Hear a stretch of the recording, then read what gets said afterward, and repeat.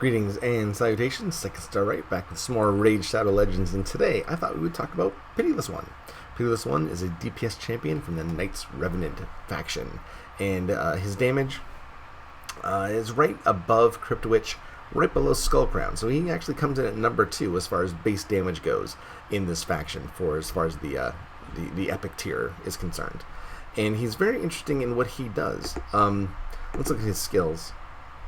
He is trying to live the dream, and the dream of which I'm referring to is a self-sustaining DPSer. And what I mean by that is he has Agony Bonds, this passive where each critical hit heals the champion by 15% of the damage inflicted.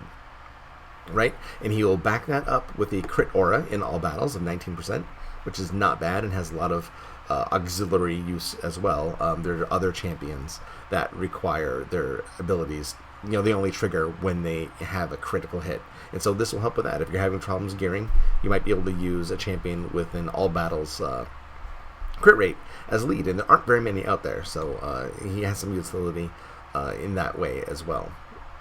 His projectile burst is A2, attacks all enemies, and each critical hit boosts the champion's turn meter by 15%. So every time he gets a crit, two things are happening. He's increasing his turn meter by 15%, and he's healing by 15% of the damage inflicted. That's not bad. It's a twofer, right? Turn meter and healing, not bad at all. His split arrow A1, all it does is attack twice, and it's actually a very satisfying animation, so it does have that going for it. So how do we maximize this turn meter and healing to get it happen, make it happen as much as we can? Well, a couple different ways. Artifact sets, Retribution will help him heal more often because he'll be attacking more often. Frenzy set would be ideal, but hard to get. I ran Fire Knight for a week trying to get a good set for this video. It did not happen, so I'm like, oh, well, I do have the Retribution set, and it's easy to get to because you can get those pieces in the marketplace. So just as you play the game and you see a Retribution set out there with good substats, pick it up, it can't hurt. Actually, I think this is how I got these boots. I got speed Retribution boots out of the marketplace, and even rolled. Actually, no, these ones don't have the good substats. But still I got out of the marketplace. It was no skin off my teeth, right? I have these cruel ones that I got from Clan Boss, but I rolled a 3 crit damage on the shield, so I wanted to find a place to use that. Might as well use this one. The rest is pretty standard. I only have 4-star jewelry for my next Revenant faction for whatever reason. But I did have a nice crit damage amulet, and this defense banner rolled as 2 speed, so not bad. His total stats, not bad for the level that I'm going. Again, this is not in-game stuff. This is more, early teens dungeon adventure level. 30,000 hit points with all sustain is not bad. His attack is just under 3,000, defense just under 2,000. Speed is 163. It's good for what I need right now. He's just slower than my Dracomorph. Crit rate 92%. We know we want it 100%, but he has the aura, so he's lead, so it's all good. Crit damage, you want it as high as you can, of course, but I can only get it to 175. And there's some debate, at what point is False Execution better than Skull Helm Smasher? It's hard to say. I prefer the crit damage one just because it's more consistent. There's no RNG involved in it, but the hits are definitely not as big as with Helm Smasher. Resistance is whatever you can get, and accuracy does not matter at all because he has no buffs or debuffs.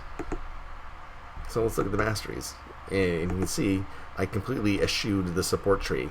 Although his healing in the support tree does impact his ability, his passive, but why would you do that, right? I mean, you could also, if you really want to double down on his life gaining ability, you can put him in lifesteal gear. You can have the 30% from damage from lifesteal, 15% from that, and the extra healing support. But I think at some point you're just going all in on healing too much and just going to get out of overheal, and it's not going to help you in any way. So defense tree it is. And I guess the key one here is Cycle of Revenge. 15% chance of increasing the turn meter by 15% when allies attack the critical hit. So again, that's another way of increasing his turn meter to go along with his A2. And then Retribution, so we have another counterattack check. So he has it on his gear, he has it on his mastery. So he has another opportunity to counterattack and heal when he's attacked. On offense, like I said, I took Flawless Execution. You can take Helm Smasher. It's much better in Arena if you do so, because as he stands right now, even though I got a Shield Breaker, he's not good in Arena. He doesn't bring enough to the table, and he doesn't do enough damage, I think, to be really effective in today's Arena. I did get Life Drinker to, again, double down on his healing abilities, and Cycle of Violence works really well with him as well because he has the only two skills. So his A2 is always going to be affected by Cycle of Violence, which is really nice because has a 30% chance of decreasing the cooldown of random skill. That random skill is going to be the A2 by one turn, and it's always going to be his A2, and his A2 increases his turn meter. So you're really getting more bang for your buck there. So,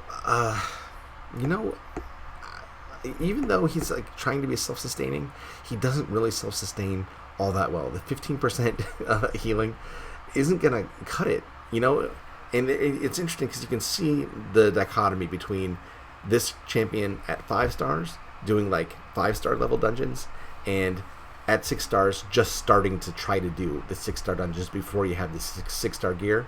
There's a huge difference. He's much better, interestingly enough, at 5 stars when he has his your 5-star gear is all at level 16 and some bits at level 12, but you have some key pieces that you like that you've brought to level 16, and you're doing like stage 13 or stage 12 of dungeon, whatever, and he's doing really well. Then when you try to graduate to the higher dungeon levels where the 6-star gear is very beneficial, you can see the struggle. You can see his damage numbers drop off, and it's much harder. You need more support in your team, and I'll show you an example of this. I took him into Ice Golems, and it's level 14. It's just level 14. 14 is still an easy level, but I can do 15 and 16. The problem is with 15, it's the opposite affinity for most of my team, so you can get through it, but it's like kludgy because there's a lot of weak hits. It's just not fun to look at. 16, I have Sathalia in there for support, and Sathalia is important to have for this champion because Ice Golems, of course, the minion has the heal down, and since all he does is heal, that's just not good for this guy. So here we are. We have Apothecary, Sathalia, Pitiless One's right in the middle, Dracomorph, and Zealota. And Zealota is good in Ice Golems again because shields mitigate that one minion that's always putting their heal down on everyone. So we saw how we go through the first wave, no problem. Dracomorph is so OP, puts on the weaken and the defense down. Apothecary puts in the turn meter increase and the speed increase. Then Pitiless One just comes A2s and just nukes everybody. It's great. The first round is always awesome. And as you can see, his damage, as long as there's a defense down, is not bad. Even his A1, he hits twice and gets around between 15 and 20,000. It's not bad for A1 at this level. His A2 though doesn't really translate. And we'll go up to the boss. I think that the next time he does his A2 is up on the boss. Okay, so there's the minion that we all hate, and Zealot's shields up to help mitigate that. All right, we got a defense downs. When's the A2 coming? And counterattack, nice. Alright, he healed down Sathalia instead.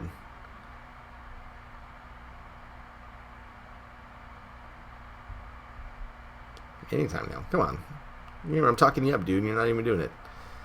Come on, put on your A2. I guess he doesn't want to do his A2.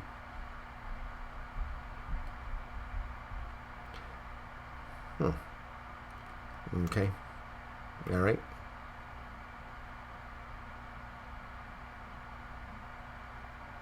Maybe he won't do it until the minions are down, which is dumb, but sometimes they do that so they don't get the Frigid Vengeance to trigger too soon. Okay, there we go. His projectile boot, his A2 only did 21,000. That's not much different than his A1. Now, granted, when you have, more champions there, it's nice.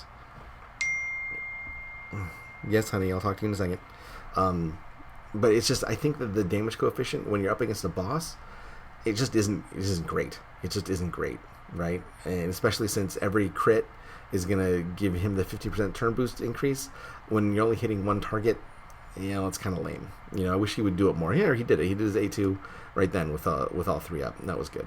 Okay, and we took him down. Again, he's not bad. He did 545,000 damage, more than Dracomorph. But, look at all the support. Apothecary, Zealota, and Sthathalia just to make him not die through the dungeon. I don't know what to say. You could slot in any DPS in this slot and have the same or better results. Right? Skullcrown could do this. Whisper, people got for free from Amazon Prime, could probably do 150,000 more damage in a Relentless set. And certainly do it. Look, that best time, 135, that was with Whisper as my DPS. So, this champion is fine. He's not great. So, the whole point of this video is, if you have Pitiless One and you're wondering how good is he at what he does, he's fine, right? But he's not top tier. He's probably not going to help you progress very much, unless you just have bad support and you need someone to self-sustain. Probably the only utility I can really find is if you really have a team of champions, they need their crit rates to hit every time to trigger abilities, and you use this guy as your team lead for the crit aura, and that's not a huge ringing endorsement. So he's certainly not top 5. He's not top 10. I don't know where I'd slot him as far as overall DPS champions go, but he's just okay. So if you have him, you're probably safe to vault him, right? Unless you can, unless you can think of a pressing need for a crit rate aura. All right, so that's my take. If you have another way to think about this, or we have suggestions, please leave it in the comments below. If you enjoyed what you saw and helped you out, please give me a thumbs up. If you want to see more of this stuff, please subscribe. That would be fantastic. I love new subscribers. And again, I respond to comments as much as I can, so leave a comment below if you have any suggestions. And thank you guys. I appreciate your taking the time out of your busy day to watch this Champion Spotlight. And I will see you next time. Take care, guys. Bye.